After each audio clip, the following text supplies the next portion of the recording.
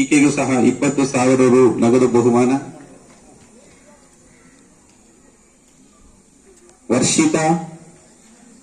Varshini BN BE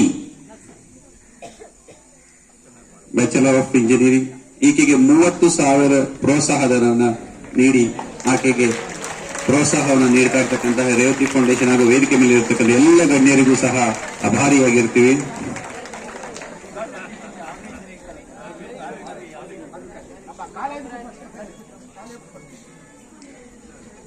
next Pavitra Jain MCom ವಿದ್ಯಾರ್ಥಿ, ಈಕೆಗೆ 20,000 ರು ಪ್ರೋತ್ಸಾಹಧನವನ್ನು ನೀಡ್ತಿದ್ದಾರೆ.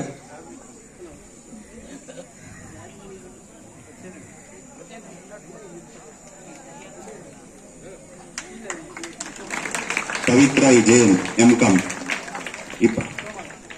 ನೆಕ್ಸ್ಟ್ ಲಕ್ಷ್ಮಿ ಎಂ ಪ್ರೋತ್ಸಾಹಧನವನ್ನು ನೀಡ್ತಿದ್ದಾರೆ. ನಂತರ Mounika JJ BSc bachelor of science ಪದವಿಯನ್ನು ಓದ್ತಾ ಇದ್ದು ಈಕೆಗೆ 10,000 ರುಗಳ ಪ್ರೋತ್ಸಾಹಧನವನ್ನು ನೀಡ್ತಿದ್ದಾರೆ. ಆಕೆಯ ಪರವಾಗಿ ಸ್ವೀಕರಿಸ್ತಾ ಇರತಕ್ಕಂಥ ಶ್ರೀಲೇಖಾ ಅವರಿಗೂ ಸಹ ಧನ್ಯವಾದಗಳು.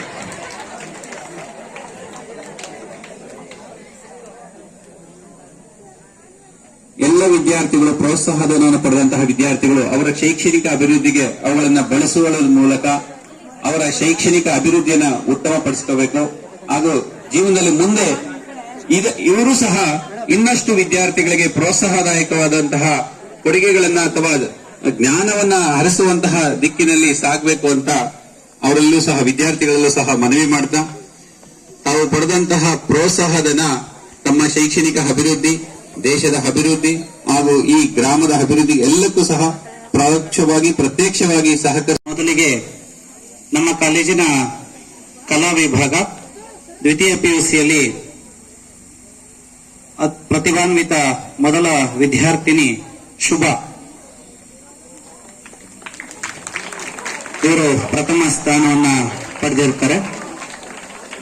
ಇವರಿಗೆ ಶ್ರೀಯುತ ಶ್ರೀನಿವಾಸ ಮೂರ್ತಿ ಸರ್ ಅವರು ನಾನು ಇಲ್ಲಿ ಧನ್ಯವಾದಗಳನ್ನ ಹೇಳಲಿಕ್ಕೆ ಬಯಸ್ತೇನೆ. ನಮ್ಗೆ ಆಡಳಿತ ವ್ಯವಸ್ಥೆ, ನಾನು ಕೂಡ IAS ಅಧಿಕಾರಿ ಆಗಿರುವುದರಿಂದ ನಾನು ಸಾಹೇಬ್ರ ಕೆಳಗೆ ಕೆಲಸ ಮಾಡಿದ್ದೀನಿ. ಸುಮಾರು 1.5 ವರ್ಷದಷ್ಟು ನಾನು ಸಾಹೇಬ್ರ ಅಡಿಯಲ್ಲಿ ಕೆಲಸ ಮಾಡಿ ಅವರಿಂದ ಅನೇಕ ವಿಷಯಗಳನ್ನ ಕಲ್ತ್ಕೊಂಡಿದ್ದೀನಿ. ಉದಾಹರಣೆಗೆ ಹೇಳೋದಾದ್ರೆ, ಸಾಹೇಬ್ರು ಹೇಗೆ ಫೈಲ್ ನಲ್ಲಿ ಏನು ತಮ್ಮ ಟಿಪ್ಪಣಿನ ಬರೀತಾ ಇದ್ರು, ಇಂಗ್ಲಿಷ್ ಇರ್ಬೋದು, ಕನ್ನಡ ಇರ್ಬೋದು, ಬಹುಶಃ ಯಾರು ಕೂಡ ಆ ಒಂದು ಉತ್ತಮವಾದ ಭಾಷೆಯನ್ನು ಬಳಸಿ ಇವತ್ತಿಗೂ ಬರೆಯೋದಿಲ್ಲ ಅಂತ ಅನ್ಸುತ್ತೆ. ನಾವು ನೋಡಿದಂತಹ ಕಡತಗಳಲ್ಲ, ಅವರು ಆ ರೀತಿ ಬರೀತಾ ಇದ್ರು. ಅದನ್ನ ನೋಡಿ ನಾವು ಸ್ವಲ್ಪ ಪ್ರಯತ್ನ ಮಾಡಿದ್ವಿ. ನನ್ನ ಅಂಶ ಹೇಳಕ್ ಬರ್ತೀನಿ, ನಾನು ಮರ್ತಿಲ್ಲ ಅದನ್ನ. ಒಂದ್ ದಿವಸ ಸರ್ ನನಗೆ ಹೇಳೋರು, ನಿಮ್ ಕನ್ನಡ ತುಂಬಾ ಚೆನ್ನಾಗಿದೆ ಅಂತ ಹೇಳಿದ್ರು. I am not forgotten that sir. ನಾನು ಮರ್ತಿಲ್ಲ ಅದನ್ನ. ಯಾಕೆಂತಂದ್ರೆ ಯಾರೋ ಒಂದ್ ರೀತಿ ನಾವು ಮಾಡುವಂತ ಕೆಲಸಕ್ಕೆ ಪ್ರಶಂಸನೆ ಅಥವಾ ಮನ್ನಣೆ ಕೊಟ್ರೆ ತುಂಬಾ ಸಂತೋಷ ಆಗ್ತದೆ. ಮತ್ತೆ ಅದು ನಮ್ಗೆ ಜೀವನ ಪರ್ಯಂತ ನಾವು ಅದು ಮರಿಲಿಕ್ಕೆ ಆಗಲ್ಲ.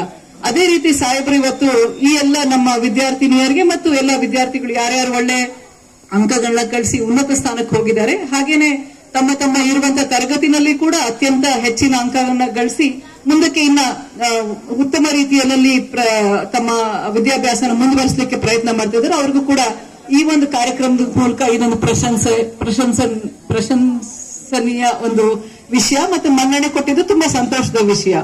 ಯಾಕಂದ್ರೆ ಈ ನಮ್ಮ ಎಲ್ಲ ಬೇರೆ ವಿದ್ಯಾರ್ಥಿಗಳು ಕೂಡ ನೀವು ಅದನ್ನ ಇದು ಮಾಡ್ಕೋಬೇಡಿ, ತಾವು ಕೂಡ ಪ್ರಯತ್ನ ಮಾಡಿದ್ರೆ ಮುಂದಿನ ವರ್ಷದಲ್ಲಿ ತಮಗೂ ಕೂಡ ಆ ಒಂದು ಏನು ಪ್ರತಿಭಾ ಪುರಸ್ಕಾರ ಇರ್ಬೋದು ಅಥವಾ ಮನ್ನಣೆ ಏನ್ ಕೊಟ್ಟಿದ್ದಾರೆ, ಒಂದು ಪುಸ್ತಕವನ್ನು ಕೊಟ್ಟು ತಮ್ಗೆಲ್ಲ ಗೌರವಿಸುವ ಮೂಲಕ ಅದು ತಮ್ಮೂ ಕೂಡ ದಕ್ಕಲಿಕ್ಕೆ ಸಾಧ್ಯ ಆಗ್ತದೆ.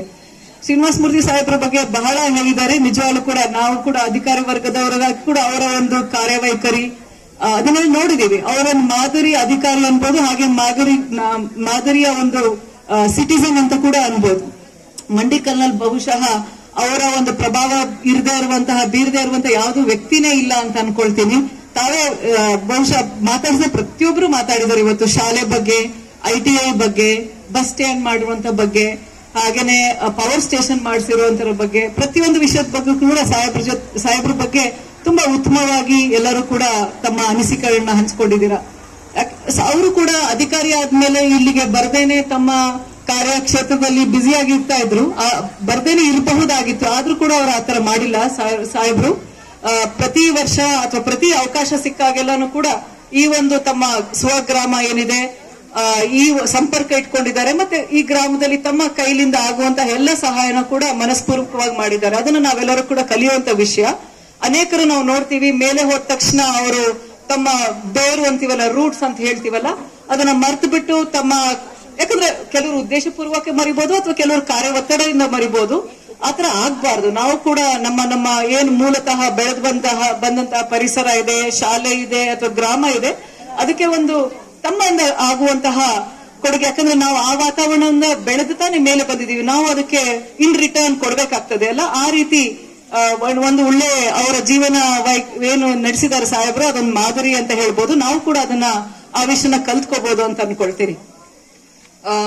ಅಷ್ಟಾಗಿನೇ ತಾವೆಲ್ಲರೂ ಕೂಡ ಒಳ್ಳೆ ಪ್ರತಿಭಾವಂತ ವಿದ್ಯಾರ್ಥಿಗಳನ್ನ ಗುರುತಿಸಿ ಒಂದು ರೇವತಿ ಫೌಂಡೇಶನ್ ವತಿಯಿಂದ ಇವತ್ತು ಪ್ರೋತ್ಸಾಹ ಕೊಟ್ಟಿರೋದು ತುಂಬಾ ಸಂತೋಷದ ವಿಷಯ. ಉನ್ನತ ಶಿಕ್ಷಣಕ್ಕಾಗಿ ಅದು ಕೂಡ ಎಲ್ಲ ಹೆಣ್ಮಕ್ಳನ್ನ ಆಯ್ಕೆ ಮಾಡಿ ಅವ್ರಿಗೆ ಒಂದು ಏನು ಉನ್ನತ ಶಿಕ್ಷಣಕ್ಕಾಗಿ ಫೀಸ್ ಬೇಕಾಗ್ತದೆ ಅದನ್ನ ಸಾಹೇಬರು ತಮ್ಮ ಫೌಂಡೇಶನ್ ಮೂಲಕ ಬರ್ಸ್ಕೊಡುವಂತ ಪ್ರಯತ್ನ ಮಾಡಿದ್ದಾರೆ.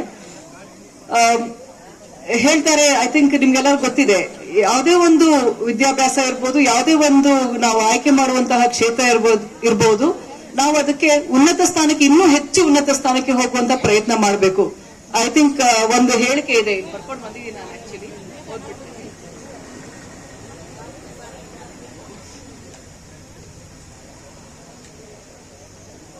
C for the highest, aim at the highest and you shall reach the highest ಅಂತಂದ್ರೆ ಉನ್ನತ, ಅಂದ್ರೆ ವಿವೇಕಾನಂದ ಅವರ ಮಾತು ಇದು.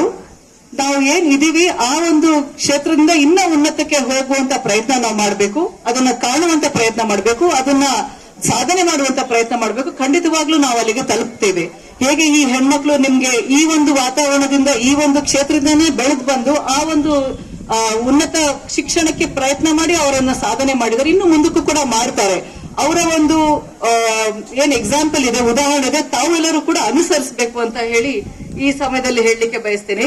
ವಿವೇಕಾನಂದ ಅವರು ಇನ್ನೊಂದು ಮಾತು ಕೂಡ ಉತ್ತಮವಾದ ಒಂದು ಮಾತು ಹೇಳಿದ್ದಾರೆ, arise awake and stop not until the goal is reached ಅಂತಂದ್ರೆ ನಮ್ಮ ಏನು ಉದ್ದೇಶ ಇದೆ ಅದನ್ನ ನಮ್ಮ DDP ಅವರು ಕೂಡ ಮಾತಾಡ್ತಾ ಹೇಳಿದ್ರು.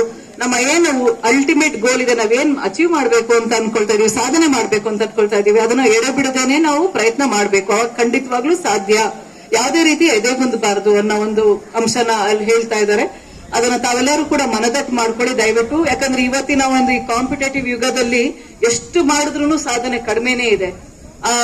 ಯಾಕಂದ್ರೆ ಎಲ್ಲ ಕಡೆಯಿಂದ ಜ್ಞಾನ ಪಡ್ಕೊಳ್ಳೋದೇನ್ ಕಷ್ಟ ಇಲ್ಲ, ಎಲ್ಲಾ ರೀತಿಯ ಅವಕಾಶಗಳಿದೆ, ನಿಮ್ಗೆ ಗೊತ್ತಿದೆ, ಫೋನ್ ಇದೆ, ಇಂಟರ್ನೆಟ್ ಇದೆ, ನಾಲೆಡ್ಜ್ ಪಡ್ಕೊಳ್ಳೋದಕ್ಕೆ ಏನು ಸಮಸ್ಯೆ ಇಲ್ಲ. ಬಟ್ ಅದು ಪಡ್ಕೊಳ್ಳುವಂತಹ ಆಸೆ ನಿಮ್ಗಿರ್ಬೇಕು, ಅದನ್ನ ಸಾಧನೆ ಮಾಡ್ಬೇಕು ಅಂತ ಉದ್ದೇಶ ನಿಮ್ಗಿರ್ಬೇಕು. ಅದನ್ನೆಲ್ಲರೂ ಕೂಡ ತಾವು ಪ್ರಯತ್ನ ಮಾಡಬೇಕು, ಆದಷ್ಟು ತಮ್ಮ ಜೀವನದಲ್ಲಿ ರೂಪಿಸ್ಕೊಳ್ಬೇಕು, ಇನ್ನೂ ಉನ್ನತ ಸ್ಥಾನಕ್ಕೆ ಹೋಗ್ಬೇಕು. ತಾವು ಕೂಡ ಈ ರೀತಿ ಇದೇ ಶಾಲೆಯಲ್ಲಿ ಮುಂದೆ ಈ ಒಂದು ಶಾಲೆಯ ವಿದ್ಯಾರ್ಥಿಯಾಗಿ ತಾವು ಕೂಡ ಇಂಥ ಒಂದು ಉನ್ನತ ಸ್ಥಾನವನ್ನು ಗ್ರಹಿಸಿ ಇಲ್ಲಿ ಬಂದು ಅದೇ ರೀತಿಯ ಆವಾಗಿನ ಇರುವಂತಹ ವಿದ್ಯಾರ್ಥಿಗಳಿಗೆ ಪ್ರೋತ್ಸಾಹ ನೀಡುವಂತಹ ಉದಾಹರಣೆಗಳು ನಮ್ಗೆ ನೋಡ್ಲಿಕ್ಕೆ ಸಿಗ್ಲಿ ಅಂತ ಹೇಳಿ ಹಾರೈಸ್ತಾ ಈ ಒಂದು ವೇದಿಕೆಯಲ್ಲಿ ಮಾತಾಡ್ಲಿಕ್ಕೆ ಅವಕಾಶ ಮಾಡಿಕೊಟ್ಟ ತಮ್ಮೆಲ್ಲರಿಗೂ ಕೂಡ ಮತ್ತು ಪ್ರತ್ಯೇಕವಾಗಿ ಶ್ರೀನಿವಾಸ ಮೂರ್ತಿ ಸಾಹೇಬ್ರು ಕೂಡ ನಾನು ವಂದಿಸ್ತಾ ನನ್ನ ಮಾತಿನ ಮುಗಿಸ್ತಾ ಇದ್ದೀನಿ. Thank you. ವಿದ್ಯಾರ್ಥಿಗಳ ಜೋರಾದ ಚಪ್ಪಾಳೆಯನ್ನ ವಿದ್ಯಾರ್ಥಿಗಳಿಂದ ಮತ್ತೊಮ್ಮೆ ಜೋರಾದ ಚಪ್ಪಾಳೆ ಬರಬೇಕು.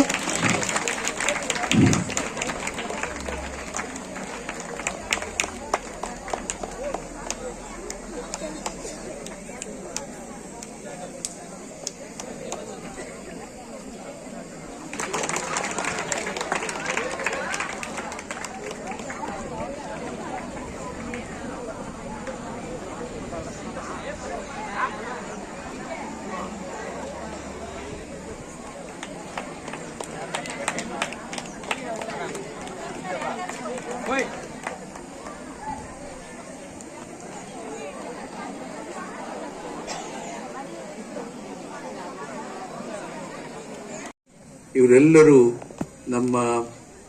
ನಾನು ಬೆಂಗಳೂರಿನಲ್ಲಿ ಇದ್ದು ಈ ಕಾರ್ಯಕ್ರಮ ಆಗಬೇಕು ಅಂತ ನೆನೆಸ್ಕೊಂಡ್ರೆ ಅದೆಲ್ಲ ಮಾಡಿಕೊಡ್ತಕ್ಕಂಥವ್ರು ಇವರೇ. ಸ್ಥಳದಲ್ಲಿ ಯಾವ ವಿದ್ಯಾರ್ಥಿನಿಯರಿಗೆ ಏನು ಕೊಡಬೇಕು ಅನ್ನೋದನ್ನೆಲ್ಲ ತಿಳಿಸ್ತಕ್ಕಂಥವ್ರು.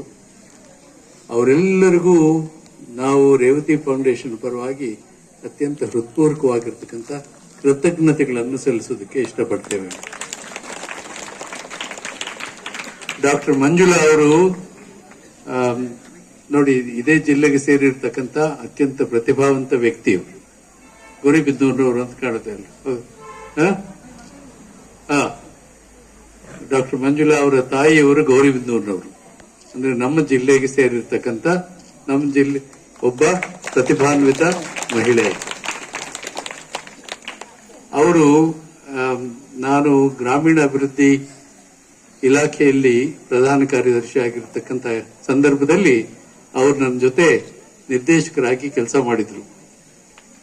ಅವರು ಬಹಳ ಪ್ರತಿಭಾವಂತರು ಅನ್ನೋದು ನನಗೆ ಬಹಳ ಆಗಲೇ ಗಮನಕ್ಕೆ ಬಂದಿತ್ತು. ಬಹಳಷ್ಟು ಜವಾಬ್ದಾರಿಯ ಕೆಲಸಗಳನ್ನು ಅವ್ರಿಗೆ ವಹಿಸ್ಕೊಡ್ತಾ ಇದ್ರು, ಅವ್ರು ಮಾಡ್ತಾ ಇದ್ರು ಚೆನ್ನಾಗಿ. ನನಗೆ ಇವಾಗಲೂ ಜ್ಞಾಪಕ ಇದೆ, ನೀವು ಇಲ್ಲೆಲ್ಲೋ ಬರ್ತಿದ್ದೀರಿ, ಡಾಕ್ಟರ್ ಅಬ್ದುಲ್ ಕಲಾಂ ಅವ್ರ ಬಗ್ಗೆ ಚಿತ್ರ ಬರೆದು ಎಲ್ಲ ಆಗಿದೆ. ಡಾಕ್ಟರ್ ಅಬ್ದುಲ್ ಕಲಾಂ ಅವ್ರನ್ನ ಒಂದ್ಸಲ ನಾವು ಒಂದು ಸಮಾರಂಭಕ್ಕೆ ಆಹ್ವಾನ ಮಾಡಿದ್ದೆವು. ಆ ಸಮಾರಂಭದ ಪೂರ್ತಿ ಜವಾಬ್ದಾರಿ ಡಾಕ್ಟರ್ ಮಂಜುಳಾ ಅವರಿಗೆ ವಹಿಸಿಕೊಟ್ಟಿದ್ದೆ. ಸುವರ್ಣ ಗ್ರಾಮ ಯೋಜನೆ ಅಂತ ಹೇಳ್ಬಿಟ್ಟು, ಆ ಸುವರ್ಣ ಗ್ರಾಮ ಯೋಜನೆ ಅಂದ್ರೆ ಪ್ರತಿ ವರ್ಷ ಸರ್ಕಾರದಿಂದ 1,000 ಗ್ರಾಮಗಳನ್ನು ಆರಿಸಿ ಪ್ರತಿಯೊಂದು ಗ್ರಾಮಕ್ಕೆ ಸುಮಾರು 1 ಕೋಟಿ ರೂಪಾಯಿ ಹಣ ಕೊಟ್ಟು ಆ ಗ್ರಾಮದ ಅಭಿವೃದ್ಧಿ ಮಾಡಬೇಕು ಅಂತ. ಅದು ಸುವರ್ಣ ಗ್ರಾಮ ಯೋಜನೆ ಅಂತ ಹೇಳ್ಬಿಟ್ಟು ನಮ್ಮ ಕಡೆಯಿಂದ ಸಲಹೆ ಮಾಡಿದ್ವು. ಅದನ್ನು ಅವರು ಒಪ್ಕೊಂಡಿದ್ರು, ಸರ್ಕಾರದವರು ಒಪ್ಕೊಂಡು ಜಾರಿ ಮಾಡಿದ್ರು. ಅದರ ಉದ್ಘಾಟನೆಗೆ ಡಾಕ್ಟರ್ ಅಬ್ದುಲ್ ಕಲಾಂ ಅವ್ರನ್ನೇ, ಆವಾಗ ರಾಷ್ಟ್ರಪತಿಯವರು, ಅವರನ್ನ ಗುಲ್ಬರ್ಗಾ ಜಿಲ್ಲೆಯಲ್ಲಿ ಶ್ರೀನಿವಾಸ್ ಸರಡಗಿ ಅನ್ನೋ ಗ್ರಾಮದಲ್ಲಿ ಉದ್ಘಾಟನೆ ಮಾಡೋದಕ್ಕೆ ಅವ್ರನ್ನ ಕರೆಸಿದ್ವು. ಆ ಕಾರ್ಯಕ್ರಮದ ಪೂರ್ತಿ ವ್ಯವಸ್ಥೆ ಮಾಡಿಕೊಟ್ಟಿದ್ದು ಡಾಕ್ಟರ್ ಮಂಜುಳಾ ಅವರು. ಅಲ್ಲಿ ನನಗೆ ಇವಾಗಲೂ ಚೆನ್ನಾಗಿ ಜ್ಞಾಪಕ ಇದೆ. ಅವರು ರಾಷ್ಟ್ರಪತಿಯವ್ರನ್ನ ಕರೆಸಿ ಅಲ್ಲಿ ಒಂದು ಎಕ್ಸಿಬಿಷನ್ ಮಾಡಿಸಿ ಆ ವಸ್ತು ಪ್ರದರ್ಶನದಲ್ಲಿ ಎಲ್ಲ ಅವರಿಗೆ ತೋರಿಸಿ ಬಹಳ ರಾಷ್ಟ್ರಪತಿಯವರು ಬಹಳ ಸಂತೋಷಪಟ್ಟು ಇಂತಹ ಗ್ರಾಮವನ್ನ ಪ್ರತಿಯೊಂದು ರಾಜ್ಯದವರು ಮಾಡಬೇಕು ಅನ್ನೋ ಆಶಯ ಅವರು ಹೇಳಿದ್ರು. ಮತ್ತೆ ಅವರ ಭಾಷಣವನ್ನ, ಅವ್ರು ಇಂಗ್ಲಿಷ್ ನಲ್ಲಿ ಭಾಷಣ ಮಾಡ್ತಾ ಇದ್ರೆ ನನ್ನನ್ನು ಕರೆದು ಕನ್ನಡದಲ್ಲಿ ನೀವು ಎಲ್ಲರಿಗೂ ತಿಳಿಯುವ ಹಾಗೆ ಹೇಳಿ ಅಂತ ಸುಮಾರು 50,000 ಜನ ಅವ್ರ ಭಾಷಣ ಅವತ್ತು ಕೇಳಿದ್ ನನಗೆ ಜ್ಞಾಪಕ ಇದೆ. ಅಂತ ಪ್ರತಿಭಾವಂತ ಸಾಧಕಿ ಡಾಕ್ಟರ್ ಮಂಜುಳಾ ಅವರು. ಅವರೀಗ ಇಡೀ ರಾಜ್ಯದ ಮೂಲಭೂತ ಸಂಪನ್ಮೂಲಗಳ ಇಲಾಖೆಯ ಪ್ರಧಾನ ಕಾರ್ಯದರ್ಶಿಯವರಾಗಿದ್ದಾರೆ ಮತ್ತು ಕನ್ನಡ ಸಂಸ್ಕೃತಿ ಇಲಾಖೆಯ ಪ್ರಧಾನ ಕಾರ್ಯದರ್ಶಿಯವರಾಗಿದ್ದಾರೆ ಮತ್ತು ಬೆಂಗಳೂರು ಸುತ್ತ ರೈಲ್ ಹಾಕೋದಕ್ಕೆ ಕೆ ರೈಡ್ ಅನ್ನೋ ಸಂಸ್ಥೆಯಲ್ಲಿದ್ದಾರೆ. ಆ ಸಂಸ್ಥೆಯಲ್ಲಿ ಮ್ಯಾನೇಜಿಂಗ್ ಡೈರೆಕ್ಟರ್ ಆಗಿದ್ದಾರೆ. ಅಂದ್ರೆ ಒಬ್ಬ ಗೌರಿಬಿದನೂರಿನ ಹೆಣ್ಣು ಮಗಳು ಎಷ್ಟು ಉನ್ನತ ಸ್ಥಾನಕ್ಕೆ ಹೋಗ್ಬೋದು ಅನ್ನೋದಕ್ಕೆ ಇವರೊಂದು ಉದಾಹರಣೆ. ನಿಮ್ಗೆಲ್ಲರಿಗೂ ಅದೇ ಉದಾಹರಣೆ. ಹುಡುಗರು ಬೇಕಾದ್ರೆ ನಾನು ನೋಡಿ ಉದಾಹರಣೆ ಅನ್ಕೋಬಹುದು, ಹುಡುಗಿಯರಿಗೆಲ್ಲ ಅವರೇ ಒಳ್ಳೆ ಉದಾಹರಣೆ. ಆಯ್ತಾ? ನಾವು ಈ ದಿವಸ ಹುಡುಗಿಯರಿಗೆ ಮಾತ್ರ ನಾವು ಸಹಾಯಧನ ಕೊಟ್ಟಿದ್ದೇವೆ. ಯಾಕೆಂದ್ರೆ ನಮ್ಮ ದಿವಂಗತ ಶ್ರೀಮತಿ ರೇವತಿಯವರು ಸುಮಾರು 25 ವರ್ಷ ಕಾಲ ಬೆಂಗಳೂರಿನ ಮೌಂಟ್ ಕಾರ್ಮಲ್ ಕಾಲೇಜಿನಲ್ಲಿ ಪ್ರೊಫೆಸರ್ ಆಗಿ ಬೋಧನೆ ಮಾಡ್ತಾ ಇದ್ರು. ಅವ್ರು ತೀರ್ಕೊಂಡ ಮೇಲೆ ಅವರ ಸ್ಮರಣೆಗೋಸ್ಕರ ನಾವು ಹೆಣ್ಮಕ್ಳ ವಿದ್ಯಾಭ್ಯಾಸಕ್ಕೆ ಪ್ರೋತ್ಸಾಹ ಕೊಡಬೇಕು. ಯಾಕೆ ಹಾಗನ್ನಿಸ್ತು ಅಂತಂದ್ರೆ, ನಾನು ಈ ಶಾಲೆಯಿಂದ ಓದಿ ಗುಡಿಬಂಡೆಯಲ್ಲಿ SSLC ಓದ್ಬೇಕಂತ ಹೋದಾಗ ಯಾವ ಹೆಣ್ಮಕ್ಳು SSLC ಓದ್ತಾ ಇರಲಿಲ್ಲ. ನಮ್ಮೂರಿಂದ ಒಂದೇ ಒಂದು ಹೆಣ್ಮಗಳು ಗುಡಿಬಂಡೆಗೆ ಬರ್ತಾ ಇದ್ರು, ಜಯರತ್ನ ಬಾಯಿ ಅಂತ ಹೇಳ್ಬಿಟ್ಟು, ನಮ್ಮ ಪಕ್ಕದ ಮನೆಯವರು. ಅವ್ರು ಬಿಟ್ರೆ ಇಲ್ಲಿ ಓದಿದಂತ ಯಾವ ಹೆಣ್ಮಗಳು ಸಹ ಕಾಲೇಜಿಗೆ ಹೋಗೋದಾಗ್ಲಿ ಹೈಸ್ಕೂಲ್ಗೆ ಹೋಗೋದಾಗ್ಲಿ ಮಾಡ್ತಾ ಇರ್ಲಿ. ನಮ್ಗೆ ಅವಾಗ ಅನಿಸ್ತು ಹಳ್ಳಿ ಹೆಣ್ಮಕ್ಳು ಓದಬೇಕು ಅನ್ನೋ ಕಾರಣಕ್ಕೋಸ್ಕರ ಹಳ್ಳಿ ಹೆಣ್ಮಕ್ಳಿಗೋಸ್ಕರ ಅವರ ಹೆಸರಿನಲ್ಲಿ ನಾವು ಈ ಸಹಾಯಧನ ಕೊಡ್ತಾ ಇದ್ದೇವೆ. ಆದ್ರೆ ಬಹುಮಾನಗಳನ್ನು ಎಲ್ಲ ಗಂಡಸರಿಗೂ ಕೊಡ್ತಾ ಇದ್ದೇವೆ. ಆದ್ರೆ ಹುಡುಗರು ಜಾಸ್ತಿ ಬಹುಮಾನ ತಗೊಳ್ಳಿಲ್ಲ. ಅದಕ್ಕೋಸ್ಕರ ಹುಡುಗರು ಇನ್ನೂ ಚೆನ್ನಾಗಿ ಓದಬೇಕು, ಹುಡುಗಿಯರಿಗಿಂತ ಚೆನ್ನಾಗಿ ಓದಕ್ಕೆ ಪ್ರಯತ್ನ ಮಾಡಬೇಕು. ಹುಡುಗಿಯರು ನಿಮಗೆ ಬಿಟ್ಕೊಡಲ್ಲ, ಆದ್ರೆ ನೀವು ಪ್ರಯತ್ನ ಮಾಡಬೇಕು. ಪ್ರಯತ್ನ ಮಾಡಿ ನೀವು ಎಲ್ಲರೂ ಚೆನ್ನಾಗಿ ಓದಬೇಕು. ಈ ಕಾಲದಲ್ಲಿ ಚೆನ್ನಾಗಿ ಓದಿ ಎಂಜಿನಿಯರ್ ಆಗಿಯೋ ಡಾಕ್ಟರ್ ಆಗಿಯೋ ಮತ್ತೆ ಫೈನಾನ್ಷಿಯಲ್ ಅಕೌಂಟೆಂಟ್ ಆಗಿಯೋ ಮತ್ತೊಂದಾಗಿಯೋ ಕಲ್ತ್ಕೊಳ್ದೆ ಹೋದ್ರೆ ಈ ಜೀವನ ಮಾಡೋದು ಬಹಳ ಕಷ್ಟ ಇನ್ನು ಮುಂದೆ. ಅದಕ್ಕೋಸ್ಕರವಾಗಿ ಎಲ್ಲರೂ ಬಹಳ ಕಷ್ಟಪಟ್ಟು ವಿದ್ಯಾಭ್ಯಾಸ ಮಾಡಬೇಕು. ಆದ್ರೆ ಸರ್ಕಾರದವರು ಬೇಕಾದಷ್ಟು ಅನುಕೂಲ ಮಾಡಿಕೊಟ್ಟಿದ್ದಾರೆ. ನಿಮ್ಗೆಲ್ಲರಿಗೂ ಬಹಳ ಸುಂದರವಾಗಿರ್ತಕ್ಕಂಥ ಯೂನಿಫಾರ್ಮ್ ಕೊಟ್ಟಿದ್ದಾರೆ, ಶೂ ಕೊಟ್ಟಿದ್ದಾರೆ, ಸಾಕ್ಸ್ ಕೊಟ್ಟಿದ್ದಾರೆ, ಪುಸ್ತಕ ಕೊಡ್ತಾರೆ, ಅದ್ರ ಮೇಲೆ ಸ್ಕಾಲರ್ಶಿಪ್ ಕೆಲವರು ಕೊಡ್ತಾರೆ.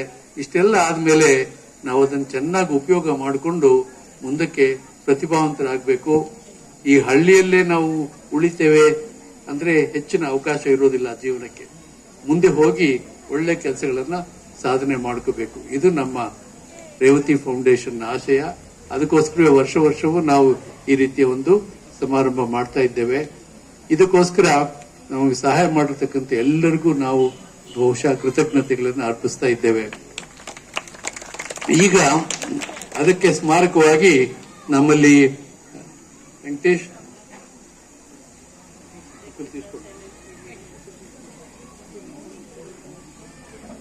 ನಾನು ಕೃತಜ್ಞತೆ ಬರೀ ಮಾತಿನಲ್ಲಿ ಹೇಳಿದ್ರೆ ಸರಿಯಾಗಿರೋದಿಲ್ಲ, ಅವ್ರಿಗೊಂದು ಪುಸ್ತಕ ಕೊಟ್ಟು ಕಳಿಸ್ಬೇಕಲ್ವೇ.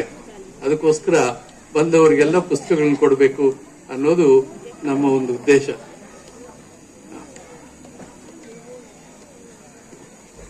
ನಾವು ಬಂದ ಅತಿಥಿಗಳಿಗೆ ಹೇಳೋದಕ್ಕಿಂತ ಮುಂಚೆ ಇಬ್ಬರು ಈ ಶಾಲೆಯನ್ನು ಬಿಟ್ಟು ಹೋದವರನ್ನ ನಾವು ಸನ್ಮಾನಿಸೋದಕ್ಕೆ ನನಗೆ ಇಷ್ಟಪಡ್ತೇನೆ. ಮೊದಲನೇದಾಗಿ ಶ್ರೀಮತಿ ವಾಣಿಶ್ರೀ ಅವರು ಈ ಶಾಲೆಯಲ್ಲಿ ಶಿಕ್ಷಕಿಯಾಗಿ ಬಹಳ ಚೆನ್ನಾಗಿ ಕೆಲಸ ಮಾಡಿ ಈಗ ಅವರು ನೋಡಿ, ಗುಡ್, ಕಂಗ್ರ್ಯಾಚುಲೇಷನ್ಸ್.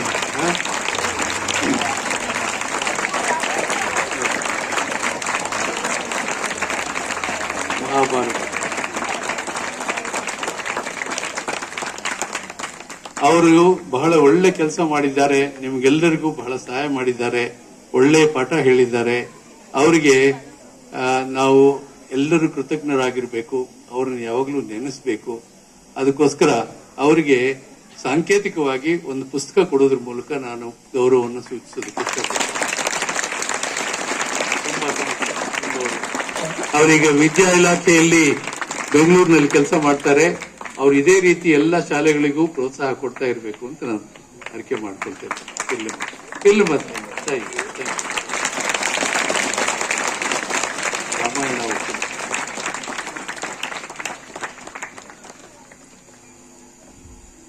ತೀರಾ ಇತ್ತೀಚಿನವರೆಗೆ ಇಲ್ಲಿ ಹೈಸ್ಕೂಲ್ನ ಹೆಡ್ ಮಾಸ್ಟರ್ ಕೆಲಸ ಮಾಡಿ ಈಗ ನಿವೃತ್ತರಾಗಿರ್ತಕ್ಕಂಥ KM ಕೃಷ್ಣಮೂರ್ತಿ ಅವರು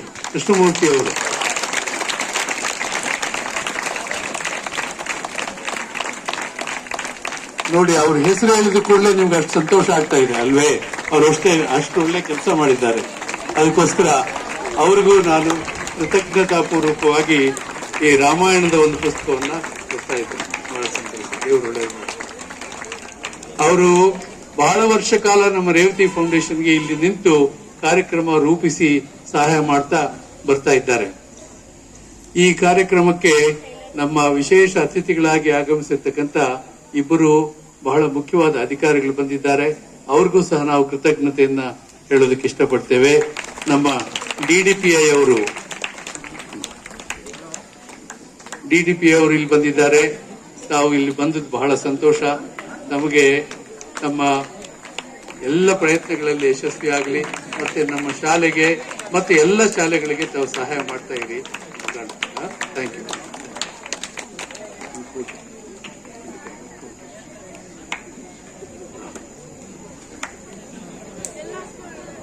ಈ ತಾಲೂಕಿನ ತಹಶೀಲ್ದಾರ್ ಶ್ರೀಮಾನ್ ಅನಿಲ್ ಅವರು ಇಲ್ಲಿ ಆಗಮಿಸಿದ್ದಾರೆ. ಅವರಿಗೆ ಒಂದು ಅತ್ಯುತ್ತಮವಾಗಿರ್ತಕ್ಕಂಥ ಪುಸ್ತಕ ಅವರು ಓದೋದಕ್ಕೆ ಕೊಡ್ತಾ ಇದ್ದೇನೆ. ಏನಂದ್ರೆ ವಿಜಯನಗರ ಸಾಮ್ರಾಜ್ಯ ಹೇಗಿತ್ತು ಅನ್ನೋದ್ರ ಬಗ್ಗೆ ಮರೆತು ಹೋದ ಮಹಾ ಸಾಮ್ರಾಜ್ಯ ಅನ್ನೋ ಪುಸ್ತಕ ಅವರಿಗೆ ಕೊಡುಗೆ ಮಾಡ್ತಾ ಇದ್ದೇವೆ. ದಯವಿಟ್ಟು ಈ ತಾಲೂಕನ್ನ ಒಳ್ಳೆ ಸಾಮ್ರಾಜ್ಯವಾಗಿ ತಾವು ಬೆಳೆಸಬೇಕು, ಒಳ್ಳೆ ಸಮೃದ್ಧಿ ಮಾಡಬೇಕು. ದಯವಿಟ್ಟು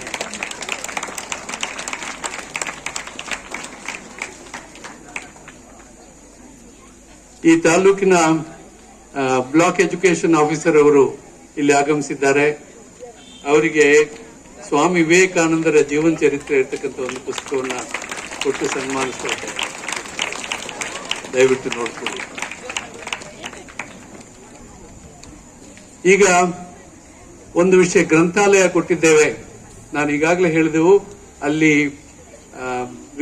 ಸರ್ ಎಂ ವಿಶ್ವೇಶ್ವರಯ್ಯನವರ ಭಾವಚಿತ್ರವನ್ನ ಅನಾವರಣೆ ಮಾಡಿದೆವು.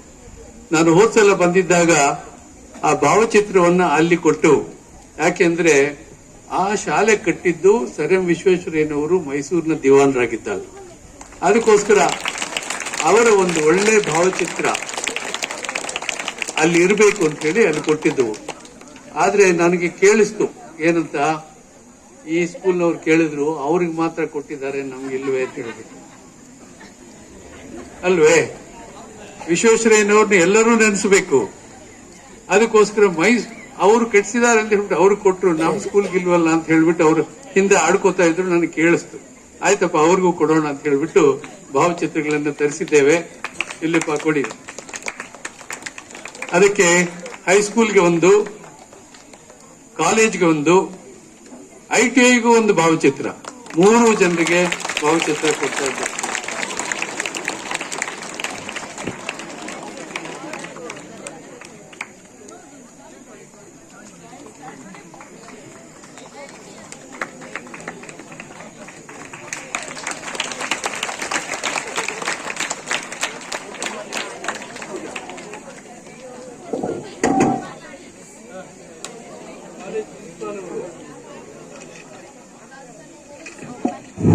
ನಮ್ಮ ಶ್ರೀನಿವಾಸ ಮೂರ್ತಿ ಸಾಹೇಬರ ಕಣ್ಣು ಮತ್ತು ಕಿವಿ ಬಹಳ ಸೂಕ್ಷ್ಮ.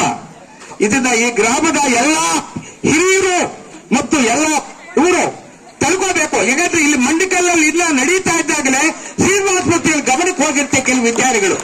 ದಯವಿಟ್ಟು ಈ ಒಂದು ಅನಿಸಿಕೆಯನ್ನ ಅವರು ಎಷ್ಟೇ ನಮಗೆ ಅನುಕೂಲ ಮಾಡಿಕೊಟ್ಟಿದ್ದಾರೆ ಅಂತ ತಿಳ್ಕೊಂಡು ಅವರನ್ನು ನೆನೆಸ್ಕೋಬೇಕು ಅಂತ ನಾನು ಇನ್ನೊಂದು ಈ ಮನವಿಯಲ್ಲಿ ಮಾಡ್ಕೊಳ್ತಾ ಇದ್ದೀನಿ.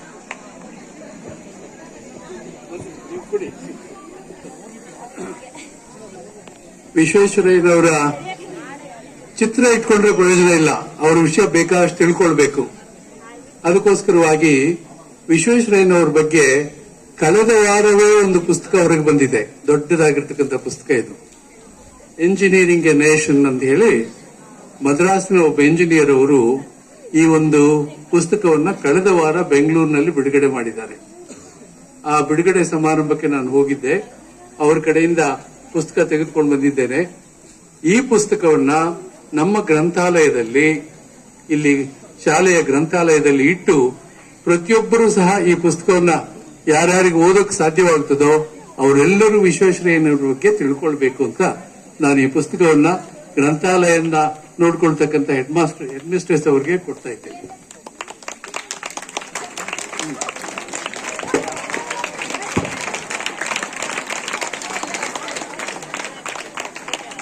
ನೀವು ತಗೊಳ್ಳಿ. ಆಮೇಲೆ ನಮ್ಮ ಹೆಡ್ ಮಿಸ್ಟ್ರೆಸ್ ಅವರು ಕೆಮಿಸ್ಟ್ರಿ ಗ್ರಾಜುಯೇಟ್, ಅವರು ಸೈಂಟಿಸ್ಟ್. ಅದಕ್ಕೋಸ್ಕರ 20 ವಿಜ್ಞಾನಕ್ಕೆ ಸಂಬಂಧಪಟ್ಟಿರ್ತಕ್ಕಂತಹ ಪುಸ್ತಕಗಳನ್ನ, ಈ ಒಂದು ಸಣ್ಣ ಸಣ್ಣ ಪುಸ್ತಕಗಳು, ಯಾಕಂದ್ರೆ ವಿಜ್ಞಾನಿಗಳ ಬಗ್ಗೆ ಬರೀ ಮಾತಾಡ್ತೇವೆ ನಾವು. ಕಲಾಂ ಹಾಗಿದ್ರು, ಸರ್ ಸಿ ವಿ ರಾಮನ್ ಹೀಗಿದ್ರು, ಮತ್ತೆ ಆರ್ಕಿಮಿಡೀಸ್ ಏನನ್ನು ಕಂಡುಹಿಡಿದಿದ್ರು, ಈ ತರ ಹೇಳ್ತಾ ಇರ್ತೇವೆ. ಆ 20 ವಿಜ್ಞಾನಿಗಳ ಬಗ್ಗೆ ಪುಸ್ತಕಗಳನ್ನ ಈ ಒಂದು ಸಂಗ್ರಹದಲ್ಲಿ ಕೊಟ್ಟಿದ್ದೇನೆ. ಇದನ್ನು ಲೈಬ್ರರಿಯಲ್ಲಿ ಇಟ್ಟು ತಾವು ಉಪಯೋಗಿಸ್ಕೊಳ್ಬೇಕು ಅಂತ ಹೇಳ್ತೇನೆ. ನಮಸ್ಕಾರ. ಬ್ಯಾಗ್ ಈಗ ಕೊನೆಯದಾಗಿ ನಾನು ಹೇಳಿದ್ನಲ್ಲ, ಸುವರ್ಣ ಗ್ರಾಮ ಯೋಜನೆ ಯಾರು ಮಾಡಿಸಿದ್ದು? ಡಾಕ್ಟರ್ ಮಂಜುಳಾ ಅವರು. ಅದಕ್ಕೋಸ್ಕರ ಅವರಿಗೆ ಸುವರ್ಣ ಗ್ರಾಮ ಅವರು ಈಗ ಅವಾಗ ಇರ್ತಕ್ಕಂಥ ಸುವರ್ಣ ಗ್ರಾಮ ಆ ಒಂದು ಸಮಾರಂಭವನ್ನು ಏರ್ಪಾಡು ಮಾಡಿದವರಿಗೆ ಒಳ್ಳೆಯ ಒಂದು ಬಂಗಾರದ, ಸುವರ್ಣ ಅಂದ್ರೆ ಬಂಗಾರ ಅಲ್ವೇ, ಬಂಗಾರದ ಬಣ್ಣದಲ್ಲಿಯೇ ಒಂದು ಚೀಲ ಕೊಡ್ಬೇಕಂತ ಹೇಳಿ ನನಗೆ ಆಸೆ ಇದೆ. ಮತ್ತೆ ಅದರಲ್ಲಿರ್ತಕ್ಕಂಥ ಪುಸ್ತಕದ ಹೆಸರು ಸಹ ಗೋಲ್ಡನ್ ಗೆ, ಅಂದ್ರೆ ಗೋಲ್ಡ್ ಅಂದ್ರೆ ಸುವರ್ಣ ಅಲ್ವೇ. So she is the golden lady. ಅವರಿಗೆ ಈ ಪುಸ್ತಕದ ಜೊತೆಗೆ ವಿಶ್ವೇಶ್ವರಯ್ಯನವರಿಗೆ ಸಂಬಂಧಪಟ್ಟ ಪುಸ್ತಕವನ್ನು ಸಹ ಒಂದು ಕೊಡ್ತಾ ಇದ್ದೇನೆ. ಯಾಕಂದ್ರೆ ಅವರ ಮಗ ಒಳ್ಳೆ ಇಂಜಿನಿಯರ್ ಆಗ್ತಾ ಇದ್ದಾರೆ. ಅವರು ಓದ್ತಾರೆ, ಮಗನೂ ಓದ್ತಾರೆ, ಮತ್ತೆ ಅವರ ಪತಿ ಸಹ ಸೇವೆಯಲ್ಲಿದ್ದಾರೆ, ಅವರು ಓದ್ತಾರೆ. ಎಲ್ಲರೂ ಓದಿ ಆನಂದಿಸಲಿ ಅಂತ. Thank you for coming here. ಬಹಳ ಸಂತೋಷ. Thank you.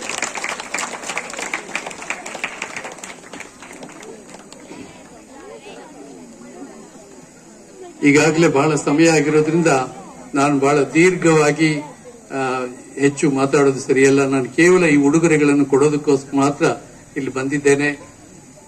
ತಾವೆಲ್ಲರೂ ನಾನು ಈಗಾಗಲೇ ಹೇಳಿದ ಹಾಗೆ ಬಹಳ ಸಂತೋಷ. ತುಂಬಾ ಥ್ಯಾಂಕ್ಸ್.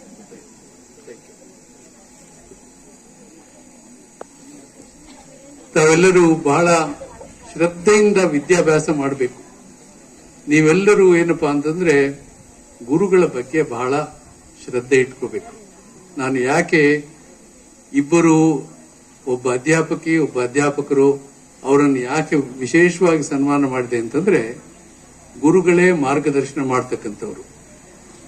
ನಿನ್ನೆ ಒಂದು ಸಮಾರಂಭದಲ್ಲಿ ವಿಶ್ವೇಶ್ವರಯ್ಯನ ಬಗ್ಗೆ ಯಾರೋ ಮಾತಾಡ್ತಾ ಹೇಳಿದ್ರು. ಅವರು ಬೀದಿ ದೀಪದ ಕೆಳಗೆ ನಿಂತು ಓದಿ ವಿದ್ಯಾಭ್ಯಾಸ ಮಾಡಿ ಮುಂದೆ ಇಂಜಿನಿಯರ್ ಆದ್ರು ಅಂತ ಹೇಳಿ ಕೆಲವರು ಹೇಳಿದ್ರು.